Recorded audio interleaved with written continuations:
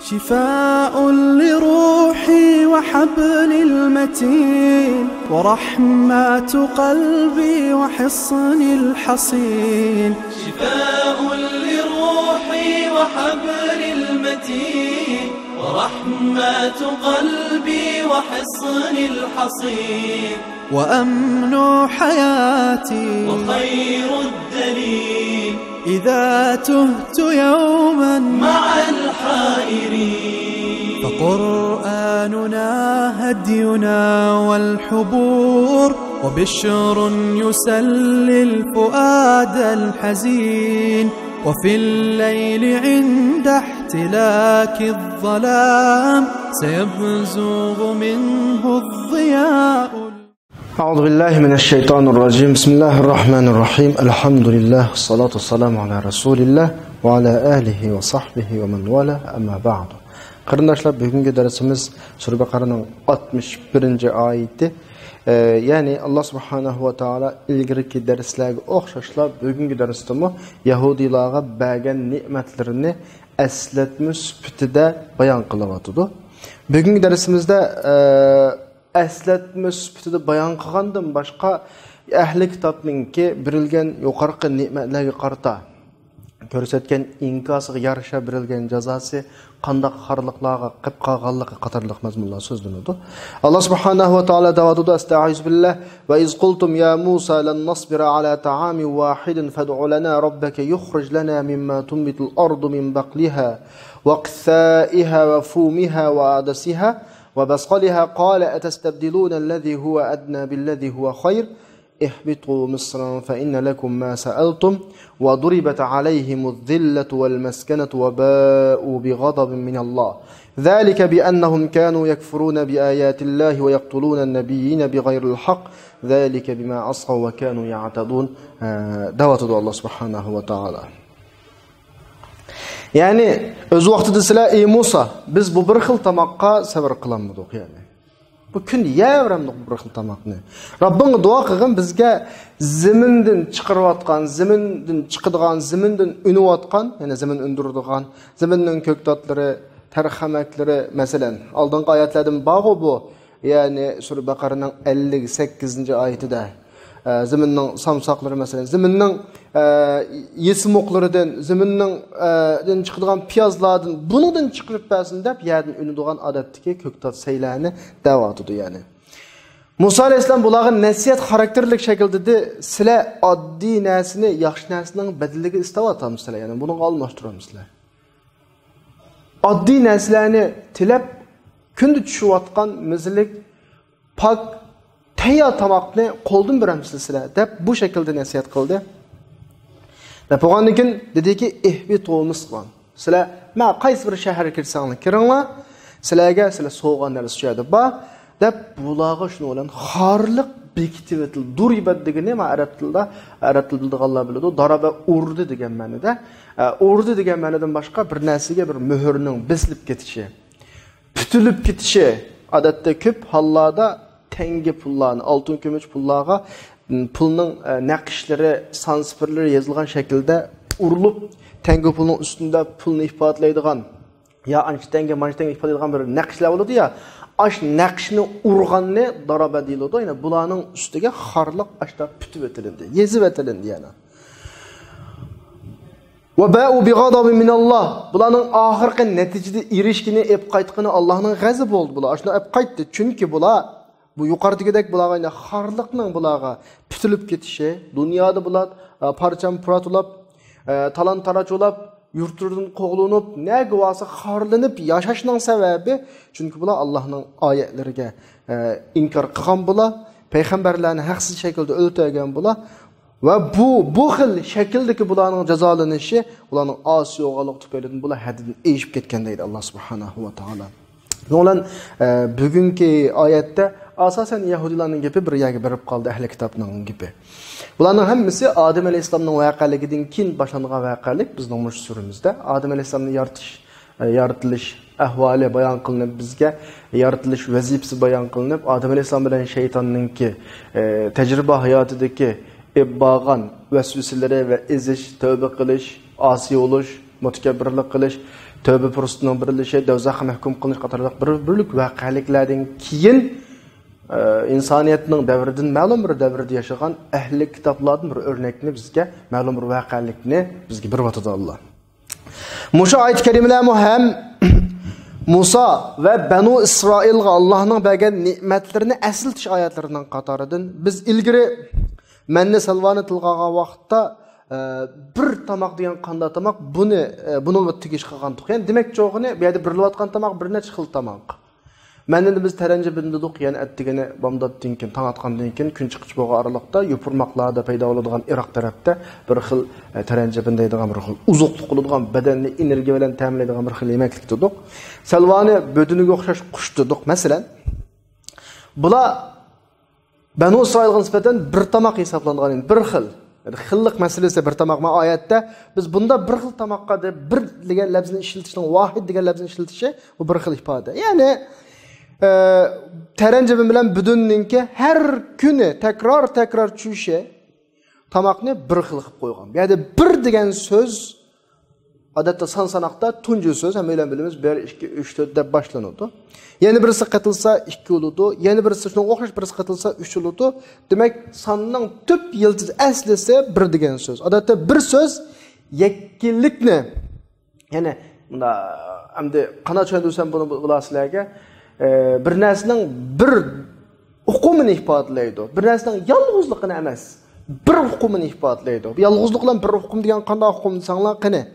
Ya'ni bir narsaning yekkiligi emas, bir uqumi. Masalan, kunda polo yevadim, 10 kun edim, 15 kun edim, 20 kun, bir oy edim. Men bir xil tamoq yegan bo'laman. Bir xil yegan narsamningki turi bir xil. Bu yerdagi vahid shuni ifodalaydi. Qandaqdir bir tallam tamoq emas. Bir tallam tamoq emas. Buni arab tilidagi ba'zi bir ifodalash shakllari o'g'achqa ba'zi narsalarni tushundirmak haqiqatan da qiyin tushadi. Masalan, Allohu vahid desa bu yerda arabcha gap, Alloh birdir degan gap, ammo arabchadagi vahidning ifodasi bu yerda Allohga o'xshash hech kim yo'q degan bo'ladi yana. Allohga o'xshash hech kim yo'q degan bo'ladi. Ammo Alloh ko'p parchadan shakllanmagan deganni maqsad qilmaydi. Men bir nuqtaga diqqat qilinglar. Vahid degan bir narsaning kimiyatininki, miqdorining birligini ifodalasimi, ammo ko'p narsadan tarkib topgan bir narsani vahid degan bo'ladi. Ya'ni shay'iningki tek yalnız ekanligi emas, ama bir narsa ekanligini. Bunu vahid deymiz arab tilida. Arab tilidagi vahidning ifodasi bu. Ya'ni sen vahid emas, sen ahad emas. Bir odamga nisbatan biz o'zaro sen vahid degan olmaydi, ahad degan olmaydi. Chunki sen deydi. Sen bir necha turli narsalardan yaratilgan, sana o'xshaydigan odamlar bor. Quyosh desak, o'zining umumiy topida vahid, quyosh bir. Lekin ahad emas. Chunki bu bir necha parchalardan shakllangan o'zaro bir-biriga ta'sir qiladi. Bu demak cho'g'inimiz, savoqdoshlar. Arab tilidagi vahid degan so'z bilan ahad degan so'zning farqi. Ammo ularga grammatiklik ba'zi tushuntirishlar o'g'achqa balki arab luqmaydigan qarindoshlarimizni tushunishiga ta'sirlashi mumkin. Lug'atga qarasanglar, vahid nima bir deydi, ahad nima bir deydi. Unda o'z farq nima desanglar, men yengil bir tushuntirib boqay. Vahid degan bir narsani ifodalaydi. U bir narsa yolg'iz bir narsa bo'lsa-mu bir necha narsadan tashkillangan bir narsa bo'lsa-mu o'xshash. Bular urdi. Vahidning o'ziga oldig'ini bu. Ammo ahad degan ma'no yolg'iz, yakka, birlam, anda bir narsadan shakllanmagan, uning o'xshashi yo'q degan bo'ladi. Oyning oldida bir mashina to'xtatliq, bir mashina bu vahid bo'ladi. Chunki bu mashinaning nurg'un parchalari va parchadan tashkil topgan bir narsa bu. Shu mashinaga o'xshaydigan yana bir mashinalarni bor ko'chada jiqlam. Bu vahid. Bu birini ifodalaydi. Bunda sondagi bir. Ammo ahad desa, ahad sondagi bir emas. Shu narsaning shu turda, shu shaklda yakka ekanligini ifodalaydi. Dunyoda birla mashina bor. Mening mashinam birla mashina. Bu mashinaga o'xshash hech qanday mashina yo'q. Bu mashina ana bir necha turdan birikkan shaklda emas, ya'ni misli topilmaydigan shaklda bo'lib qolsa, bu ahad bo'ladi. Shuni qul huvallohu ahad deb kelishning sababi bu. Vahid bir, ahad mı bir. Ama qanda bir desem, Uyg'urchada texim yarqin ifodalaydi desek, vahidni bir, ama ahadni yakka deb ifodalasak bo'ladi. Yakka. Yakka degani ikkinchisi yo'q narsa yakka bo'ladi. Bir degani ikkinchisi bor narsa bir bo'ladi. Meniki hukm mushta bo'ladi-da. Allah subhanahu va taolo o'zi vahid, uning o'xshash bir narsa yo'q. Va ahad bir narsalardan qanday qilmoqlik, bir narsalardan birikmaklik ekan. Ahad yakkilikni ifodalasa, vahid sonda birlikni ifodalaydi. Shunga al-vahid al-ahad degani o'zi ham yakka, ham bir. Ya'ni ikkinchisi yo'q va bir necha parchadan ham tarkib topgan degan ma'noda bo'ladi. Buning farqi bu. Shunga Allohning asmo sifatlaridan birisi al-vahid al-ahad deymiz. Ikkisi birlik bo'ladi. Vahid uning ikkinchisining yo'qligining ifodasi. Ahad uning juz'iy qismining, uning faqat uningga o'xshaydigan yana bir sinmi yo'qligi yoki bir necha narsalardan birikmaganligini ifodalaydi, yakka ekanligini ifodalaydi. Bu ma'no mukammallashidir. Endi biz bu yerda demaymizki, ism takror, vahid va ahad takror. Buna deganlik, ya'ni fardiyat deganlik, ya'ni yolg'iz yakka deganlik parchalanishni inkor qiladi demaymiz yana. Endi bu yerdagi oyatni o'ziga kelsak, Allah subhanahu va taolaninki lan nasbir ala ta'am wahid, yani biz bir tamoqqa sabr qilolmaymiz degan gapi ahli kitobning kimishada. Biz bu yerda shuni mulohaza qilishimiz kerak. Ya'ni tamoq bir deb sifatlandi. Bir tamoq. Halbuki bu tamoq ikki turdan shakllangan tamoq. Sho'liq birilayotgan tamoq ikki xil tamoq. Birisi taranjibin, birisi buduni deyilib qo'shilib qo'sh. Lekin bir deb qana qildi, sifatlandi. Buning osmondan tushishning muntazam bo'lganligi kunda bir xil. Bir vaqtda o'xshash shaklda tunugankidek tushayotganlik uchun buni bir tamoq deb sifatladi. Bularga tamoq osmondan keladi, lekin bularning Alloh bilan qilgan tarsaliqi, jahilligi bularni sabr qilmaydigan qilib qo'ydi. Bular dediki, kim biladi? Balkim kemaski mumkin bu osmondan kelgan tamoq. Asli Allohga ishonsa, aşırı rizqni berayotgani Alloh bo'lgandan keyin, buni dengizdagi tog'dek suvning o'tiridan sog'-salomat o'tkazgani Alloh bo'lgandan keyin, bulutda sayozotgani Alloh bo'lgandan keyin bular ishonch qilish kerakdi. Nima dedi bular? Ma yudrina. La'allahu la ya'ti. Kim biladi bugun kelgan bilan aytganimizni qanday qilamizda bir xil ishonchsizlik muomala pozitsiyasida bo'ldi bular.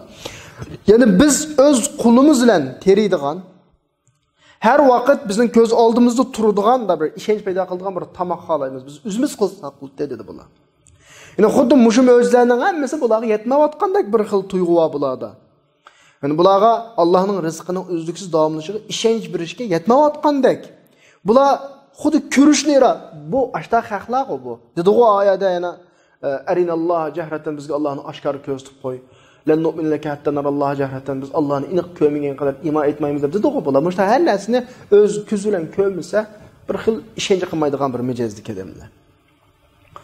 Shuning bilan bular dediki, fad'u lana robbak, Robbingga bizga duo qilgin, yani Allohdan talab qilgin deb mushta Musa alayhisolamdan dedi. Yani duo talabning bir turi.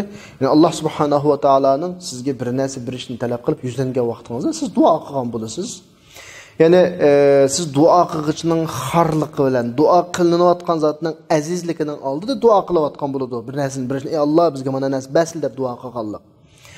Talab degan nima desa, talab bir narsani talab qilganlik, oddiy odamdan yuqori odamga bo'lsa duo deymiz arabchada buni. Barabar odamdan barabar odamga bo'lsa bu normal ismi talab, iltimos bo'ladi. Ustundan tuanga bo'lsa buyruq bo'ladi. Arab tilida mushkil shaklda ifodalanadi. Alloh bizni uni qanday talab qilgan bo'lsa, bu buyruq. Do'stimga ana qiladigan bo'lsa, bu talab, iltimos. Og'inam ana qilib beradigan gap. Tuvandan yuqoriga bo'lsa, bu duo bo'ladi. Arab tilida atilg'isi shu. Ya'ni Banu Isroil Musa alayhisolamdan Allohga ularga zimin undiradigan turdagi yemakliklarni chiqib turishni talab qilishni so'rdi. Yani, sen bizga duo qilgan mashta zimindan chiqqan tamoq yeyli biz.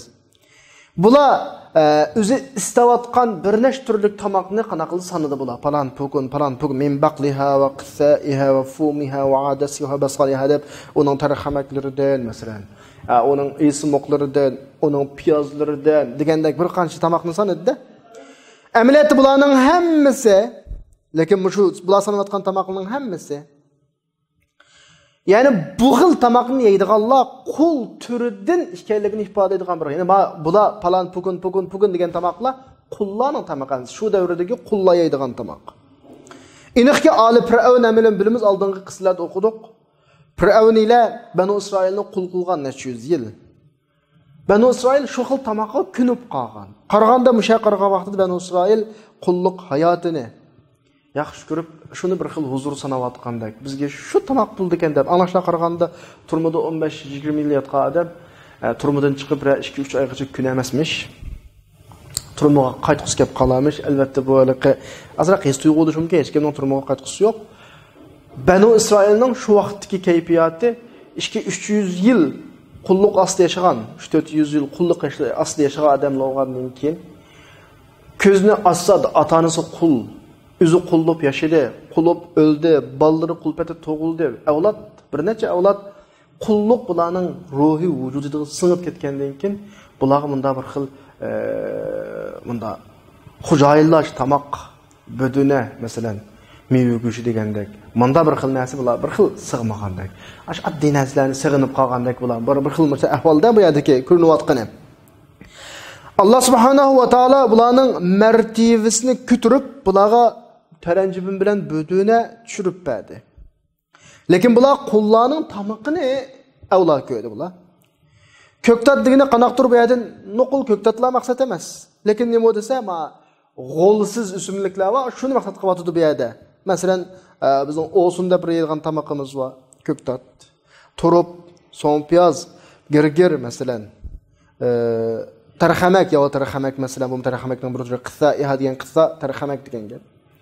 Oyatdagi fum degeni bug'doy yoki samsoqni ko'rsatdi. Adas yesimok masalan basqal degan piyoz bilan bilamiz buni. Demak, mush xildagi tamoqlarni da'vatidi bu. Buni esa kulti biz da'vatidi. Alloh subhanahu va taolo bularga ijorat qilishdan ilgari, mushning tiligini birishdan ilgari bularni bir eskartmoqchi bo'ldi. Voy, atastabdiluna allazi huwa adna billazi huwa khayr. Sizlarga berilayotgan yaxshi shuncha ism ne'matni qo'ldan berib odatdagi oddiy tamoqlarni istamsizlar, sizlar shuni almashtirmoqchimisizlar? Biz oldingi bir darsda degan mush arab tilidagi ilm setim jumla qurilmalarida, almashtirish jumla qurilmalarida ba degan bir qo'shimcha ishlatiladi.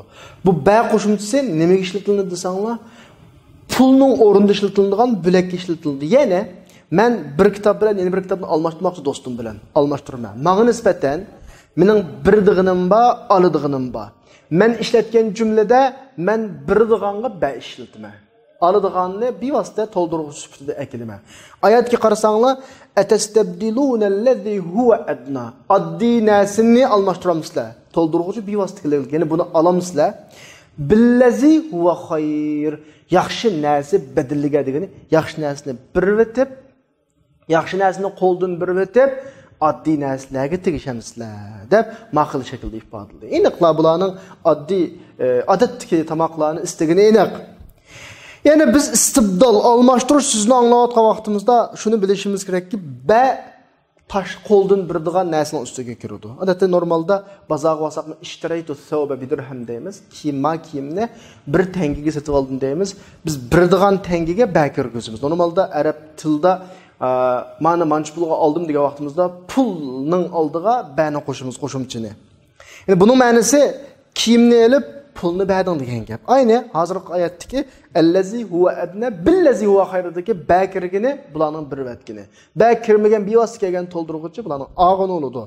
Ya'ni bular bu uchun yaxshi bo'lgan buduna taranjibanga o'xshash isil yemekliklarni bular tashladi, oddiy tuvan yemekliklarni oldi. Ana bu yerdagi oddiy degani qanaqdir nachar yemeklik demakchi emasmi? Kalimizni inoq olsin.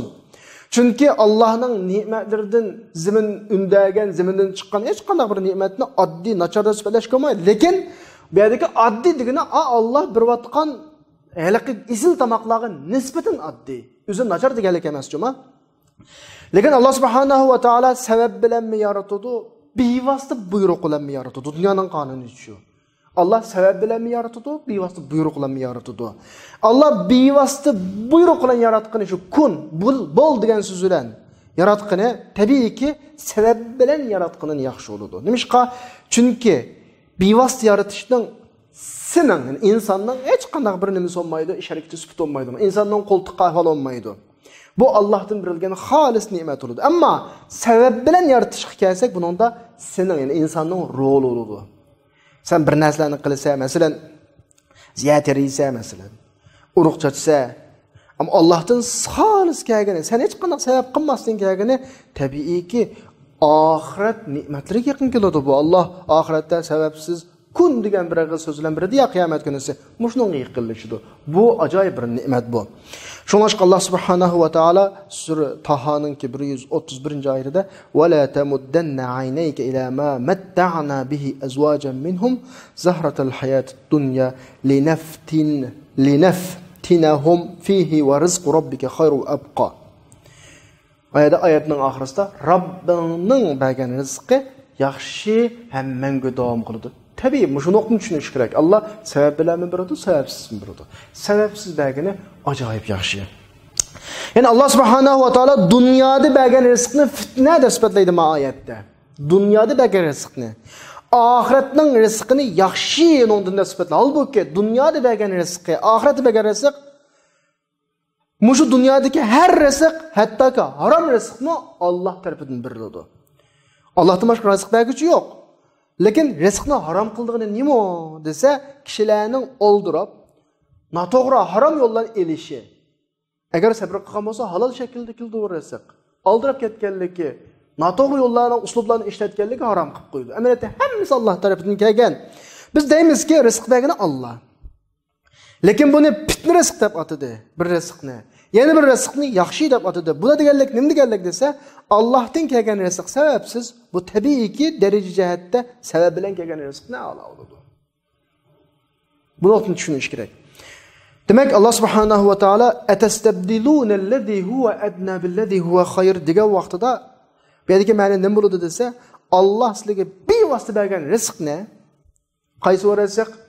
Yani sizlarga kun degan bir og'iz so'z bilan keladigan manna bilan salva va ya.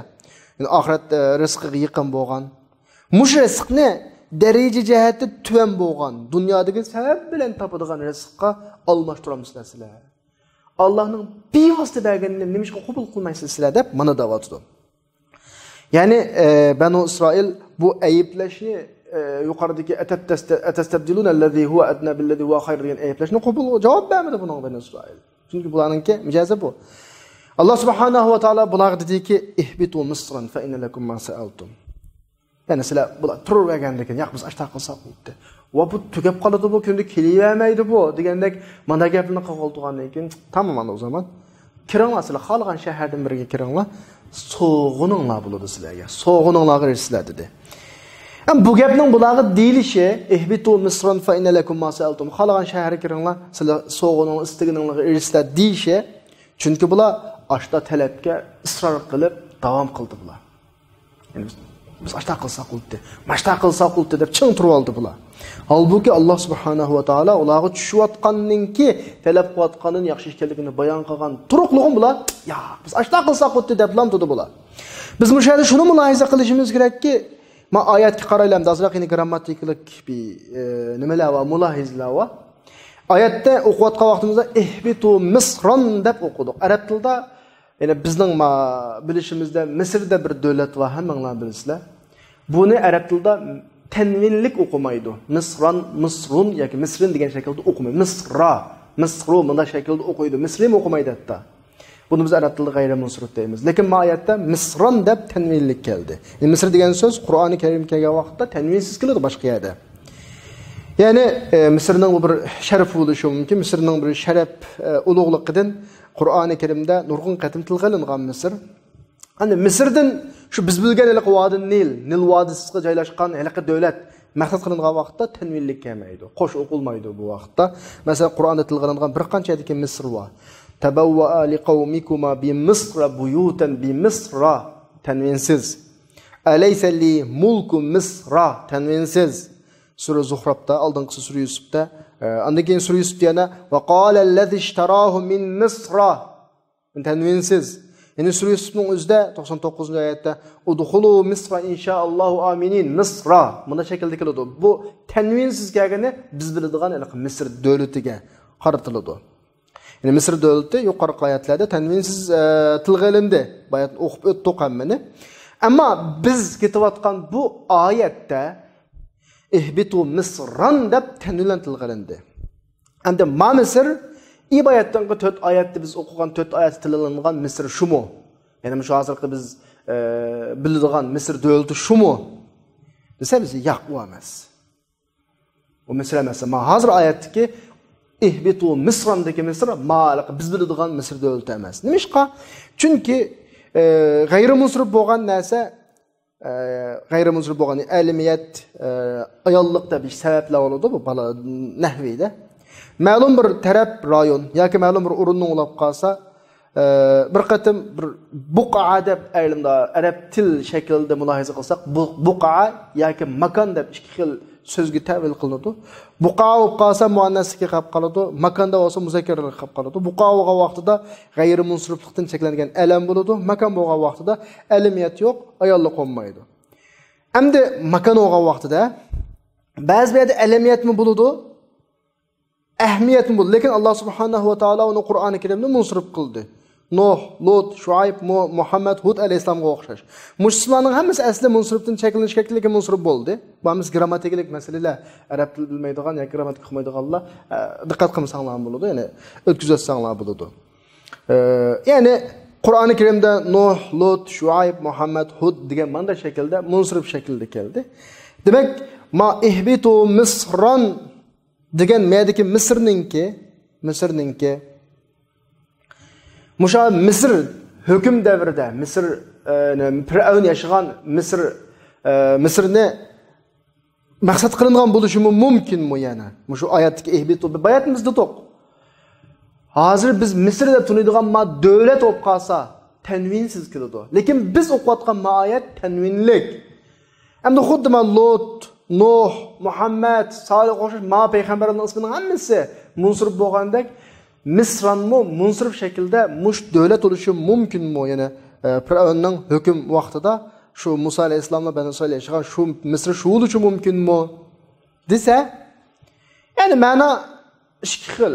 Har qanday bir shahar ibodatni duqya ay makon. Ya'ni har qanday bir shahar maqsad qilingan bo'lishi mumkin. Ya'ni mumkin Fir'avn yashagan Misr bo'lishi mumkin. Ama her halda Misr degan nima desa, bir muftisi va amiri va qozisi va davlat sistemasi va har qanday bir yani Misr degan arab tilida. Mishakaga vaqtda men bir narsani xulosalab qo'ray. Ya'ni arab tilidagi Misr degan so'z ikki xil ma'noga ega hamda arab tili o'qimaydiganlarga nisbatan. Birisi biz biladigan shu Misr davlatidagi Misrni ko'rsatsa, yana birisi har qanday bir shahar boshqaruvchisi va bir atrofimda chegaralan itilgan ayrılgan yani palani şehir degandagi shaharni arab tilidan Misr deymiz. Yani bu arab tilidagi buluş degan ma'nosida kelgan, yani buluş, yani bir shahar adati normalda boshqa xoli urug'larning atrofi uzilib, rayonlarda doirasi uzilib, palani shahar, pukuni shahar deb chegarasi siziladi ya. Ash shakldagi yani har qandigini Misr deb ayirish bo'ladi. Masalan, Qashqa bir rayon, Xotan bir rayon, Aqsu bir rayon, bularni arab tilida Misr deb atashqa bo'ladi. Bu arab tilidagi bir ma'nosi. Lekin Qur'oni Karimda kelgan bir qoida va o'simi tanvinsiz kelgan Misr, shu biz hozir biladigan, yashayotgan shu davlat, Misr davlatidagi Misr shu. Tanvinsiz kelgani. Ammo tanvinga bo'ysunib bunda tanvin o'qilib kelgan Misr bo'lib qolsa, bu har qanday bir rayonni adam yashaydigan, taraqqiyot qiladigan bir rayonning hammasi Misr desa bo'ladi. Yani shaharni Misr desa bo'ladi. Mushtalam tushunsak bo'ldi. Yuqorqi gaplar bir arab til tadqiqot yuzasidan deyilgan bo'lsa, ammo yuzaki oddiy tushunishda tanvinsiz kelgani Misr davlatidagi Misr, tanvinlik kelgani har qanday bir shahar. Uni biz Istanbulni Misr desa bo'ladi, masalan bir shahar deb ataymiz, shahar. Oyatning oxirida Yahudilar shuncha ishlarni qilgan bo'lg'achqa, ya'ni bular yuqorqi nurg'un turlik ne'matlardan keyin bularga inkor qildi, tuzkorlik qildi. Ya'ni oxirida osmondan tushayotgan rizqni rad qilib, yo'q, mush zamindan chiqadigan palon pukun yemaklik chiqsa bo'ldi bizga degandan keyin degandan keyin bularga bir jazo berilish kerak ekan. Ya'ni bunchalar nimaga tuzkorlik qilganda bir jazoga uchrash kerak-da. Yani acayip kengchilik olib ketdi bular. Alloh buni ajoyib afo qildi buni. Bularga qana jazo berildi desa, va duribat alayhimuz zillatu val maskan. Bularga xarliq, bechorlik bitverildi buning taqdiriga. Hatto ma'ni ifodalangan ma oyatda keltirilgan ibora Arabchadagi duriba degan so'z bilan keltirildi. Bu nim deganlik desa, asli bir tanga quyadigan zavodda tangini shu uruplam gömmida qizitib turib, naqshlarni bosadi ya, o'chmaydi, uni qiribmi chiqarib olmaydi. Aşı xil şekilde bunun gəldiğinə bütvetilindi degan uqumni ifadelaydi ma duriba degani. Yani xarlıq degan nima desa adamni bir xil ruhi ve başqa jihatda tushib ketish, sunub ketishga boradigan bir mashaqqatni deymiz. Qattiq xarlab, japatatib, qiynalib boshqalarning oldida bak to'n olib ketdim. Mumkin boshqalarning himoyasida bo'lish orqali sendan ko'tarilishi mumkin o xayrlik. Yani sen palanının himayesi deb sen aziz oluşun mümkün, aziz qilishi mumkin seni. Mesela Bani İsrail hakkında Allah Subhanahu ve Taala yeni bir ayette Surah Al-İmran'ın 113. ayetinde duribet aleyhimuz zilletu Bani İsrail'a xarlıq bütüvetilindi. Ne de olsa bu dünyanın ne desin xar illa ki Allah'tan kelgen bir kuvvet etmedi. Hadli ağamçı ibaret işletilinген bizden Uygur tilinin bağı ağamçının uzun kuvvetidir. Yani Allah bir kuvvetidir bularını ma'lum mezgil. Ve kişilerden kelgen bir kengirçiliklendigini bazı vakitlarda Allah buluğa işte bir kengirçilik birdi. Yani müminler demek cemdi bu yerde. Bazı vakitte başka kişiler bulağa yardım kılıp azrak bir nefeslerinde bulu dünyada ama tarih boyunca bulağa xarlıq bütüvetilgan. Mana bu acayip bir möcüze. Tarix Yahudilarning o'zining tarixini o'zim yazıqlıq 2000 yildan buyon dunyoda sargardan bo'lib ketib boradi. Endi bular azroq kunning issig'ini ko'rdi. Bu kunning issig'ini kimning yordami bilan ko'rdisa, atrofdagilarning, masalan, hozirgi Amerika deymiz, Yevropa alır deymiz, bularning yordamida ko'ryapti. Yani bu oyatda Allohdan bo'lgan bir hadl bilan, ya'ni bir kengirchilik bilan, bir quyutish bilan degan ibora keldi.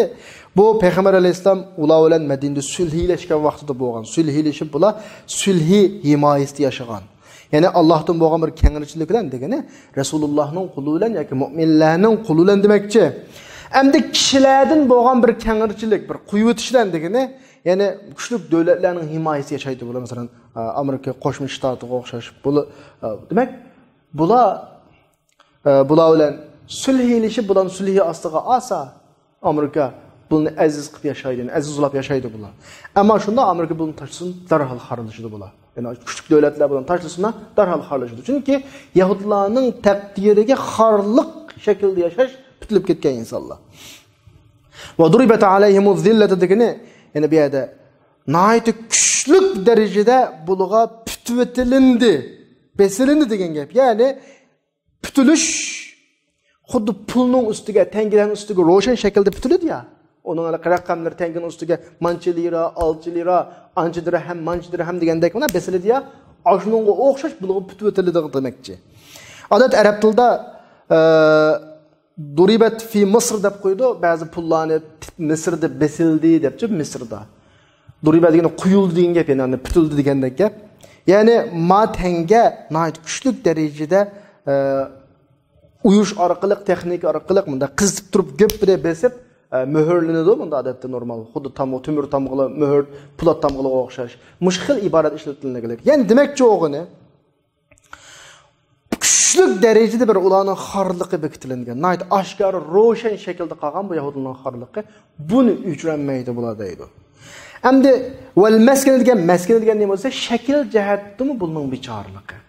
Bu shakl jihatdagi bechorlik degan nima desa, hatta mana bir ahvol var, ahli kitoblar o'z vaqtida jizya to'laydi. Islomda jizya boylardan elinadi, namoratdan elinmaydi. Bular qanaqa qildi desa, jizya to'lamaslik uchun qattiq kona, abga kiyimni kiyib, namorat qiyofatiga kiyib oladigan gap bular. Ya'ni o'zini qattiq xor, tuvan o'rinda turadigan gapda jizya to'lamaslik uchun. Buning shakli qattiq bechora demakchi. Ko'ryapmiz Yevropada endi bularning azroq bir nafaslanib bir şey kun ko'rayotgan bilan 100 yil ilgari Yevropada bulab talinib, qo'g'linib, talon-taroj qilinib, u yerdan qo'g'linib bu yerga, bu yerdan qo'g'linib u yerga, hatto bu o'zini Yahudi demaydigan, qattiq bichora deydigan bir holat edi. Bu Qur'oni Karimning ifodasining bir ta'siri. Oyatning oxiridagi vaba'u bi ghadabin minalloh degani ular Allohdan bir g'azabni ib qaytdi. Allohning g'azabini nimishqa bularning gunohlari osiylik sababli. Hattoki bularning osiylik ko'pligi tufaylidan, g'azab Allohning g'azabi bularning belgilaridan bir belgi bo'lib qolgan. Allah g'azab qilgan. Shu Fatihada g'ayril mag'dubi alayhim deb Allohning g'azabiga uchragan deb Yahudiylar demoqchi, boshqa narsa emas. Buni nima uchun bunchalar darajada g'azabga uchragan bo'ladi desa, bunda o'lishi chunki ular Allohning oyatlarini inkor qiladi, payg'ambarlarni haqsiz shaklda o'ldiradi. Ya'ni bular ne'matlarni inkor qilib shukr qilmaydi. Oyatlarga inkor qiladi, oyatlarni ozgina pul badaliga setib o'tadi. Buni bilan ko'paylanmasdan Allohning payg'ambarlarini haqsiz shaklda o'ldiradigan insonlar bu. Hamma bilamiz, Arabchadagi al-anbiya payg'ambarlar degan so'z bilan rusul elchilar degan so'zning farqi bor. Payg'ambarlar nima desa, amaliy hayot namunalari. Lekin bular yangi manhajga kelmaydi. Bu qanday gap desam, mana gap. Bir payg'ambar keldi, masalan Musa alayhisalom keldi, Tavrotni olib keldi, ketdi dunyodan. Ana mush Tavrotni Banu Isroilga o'qib, bularga amal qilib, amaliy ko'rsatib, bulni boshlab mangadigan bir odam kerak. Payg'ambar keladi, o'sha payg'ambar Tavrotni amal qilib, boshqalarga ulgu namuna bo'lib mangadi. Payg'ambarning vazifasi bu. Yangi kitob akamaydi, yangi prinsip akamaydi, ilgirki apkilingan kitoblarni tutib mangadi. Bu payg'ambar, nabiy deymiz buni arab tilida. Rusul degan kim desa, bular amaliy hayot namunalari bo'lgandan boshqa yangi manhaj apkagan rusul elchilar bular. Masalan, payg'ambar alayhisalom yangi manhajdan birini, yangi yo'ldan birini, yangi kitobdan birini akagan. Hayotda bizga ulgu bo'lgan cho'ng payg'ambar alayhisalomni ham nabiy deymiz, ham rasul deymiz. Musa alayhisalomni ham nabiy, ham rasul. Ama nurgun payg'ambarlar va tarixda rasul emas nabiy. Ularga kitob tushmaydi, yangi yo'l kelmaydi, balki ilgirki payg'ambarlar kelgan yo'lni boshqalarga o'g'itib, hayotiga tatbiqlab, ulgulib mangadi. Buni biz nima deymiz? Nabiy deymiz. Endi ikkisining qanday farqi bor desa, har qanday rasul nabiy bo'ladi, chunki rasulni boshqa ulguladi. Ammo har qanday nabiyni rasul degilolmaydi. Allah subhanahu wa ta'ala o'zining payg'ambar elchilarini xatolikdan saqlaydi. Payg'ambarlar xatolashmaydi, elchilar xatolashmaydi. Lekin elchilarni o'limdan saqlaydi. Elchilar o'ldirilmaydi hayotida. Har qancha dushmanlik qilib ketsin, rusullar o'ldirilmaydi. Ular dushmanlar qadrlanmaydi. Am payg'ambarlarning kelishi zarur. Payg'ambarlarning kelishi. Chunki bular kishilarning shu yo'lga amal qilib menishini qulayliklaştıradigan bir hayot namunalari bular. Bularning amaliy ish harakati boshqalarga nisbatan ulguludi. Banu Isroilga Alloh subhanahu va taolo nurg'un payg'ambarlarni avatgan. Bular agasin uchun, lekin bular o'ltirib o'tgan bular. Nimishqa? Chunki payg'ambarlar ovulning yolg'onchiligini, fosiqligini, bu yo'lni, bu iymon yo'lini ching tutib mangmaganligini oshkorlab qoladi. Chunki haq egasi haqsiz kishilarni rasvo qiladi. Bir odam boshqalarni aldab yashayotgan bo'lsa, bir mahallada yoki bir rayonda yoki ma'lum bir sohada xuddi poyezdning relsini taritib qo'yib, poyezd mangandek tuyg'u bilan boshqalarni aldayotgan bir holat bo'lib qolsa, yana birisi kelib, "Ma poyezd mangmabdi. Ma faqat men midrabsizga mangandek tuyg'uribdi, ma poyezd. Ma mangdirli" desa, burun qadam yolg'onchilik emasmi? O'zining yolg'onchi bo'lib qilishdan qo'rqib, mundaq islohotchilarni yo'qotish dunyoning qonuni edi. Banu Isroilning payg'ambarlari mo kelib, Tavrot munda demagan, Tavrot unda demagan, "Mao Allohning yo'li, mao munda qilish kerak" desa, ashu jamiyatdagi bir bo'lak haqning oldiga chiqib olgan yolg'onchilarning yolg'onchiligi oshkor bo'ldi. Qanaqa qiladi uni? Yo'qotish kerak, uni ko'zini yo'qotish kerak. Har xil shaklda yo'qotish kerak. Shunlashqa har qanday kafir, asi, har qanday bu yo'lda taqvo olmagan, ma yo'lni ching tutib mangmagan din yo'lini odamlar Allohning yo'liga ching istib mangdiganlarni yomon ko'radi, o'chmanlik qiladi. Chunki ovni chandurib qo'yadi. Bu o'zining ishini qilsa bo'ladigan gap bo'lmasa, u odam, bu odam o'zining yo'lda mangadi. çandırıp koydu ava, manın resva qilib koydu ava, anın a to'g'ri yo'lda manganlıq ishni joyida qilayotganligi, ma laqvaning laqvaligini yoki ma yo'lda joyida mangmagan odamning xatoligini ko'rsatib qo'ydi boshqalarga amaliy. Shuning bilan bunday odamni yo'qotishga o'z yo'lidan yo'qotishga urinadi. Hatto o'ltirish deb qolsa, o'ltirish orqali vasitolmay yo'q qilmoqchi bo'ladi uni. Demak, Mavlaninki ustiga Allohning g'azabining bu qadar tushib ketishi, bu qadar g'azab qilishi Allohning yahudlarga bularning osiyligi, payg'ambarlariga qilgan tajovuzi va buni qilgan jinoyatlari sababli bo'lgan. Ahli kitob bu qilgan jinoyatlari tufaylidan Allohning bu qadar g'azabiga yo'liqqan. Endi biz ummati Muhammadiyani buning yaraqamiz. Bizga Alloh ne'matini takror berdi. Bizga payg'ambar kelmaydi endi. Payg'ambar alayhisalom payg'ambarlarning oxirgisi. Ammo o'lim hali keladi. Islohotchilik keladi. Dinni har doim yanglab turadiganlar keladi. Har doim xatoligimizni ko'rsatib qo'yadiganlar keladi. Bularni qabul qilish, qo'llash badiliga, ya'ni buning o'rniga bularga dushmanlik qilish, ko'zdan yo'qotishga urinish yoki bularni o'ziga tahdid deb qarab qilish ayni shakldagi Banu Isroilning ishi bizning erishadiganimizning birdisi xorliq bo'ladi. Uzluksiz darajada tushib ketish bo'ladi. Biz u orqali o'zimizni saqlab qola olmaymiz. O'zimizni to'g'ri yo'lni tutish orqali saqlab qola olamiz.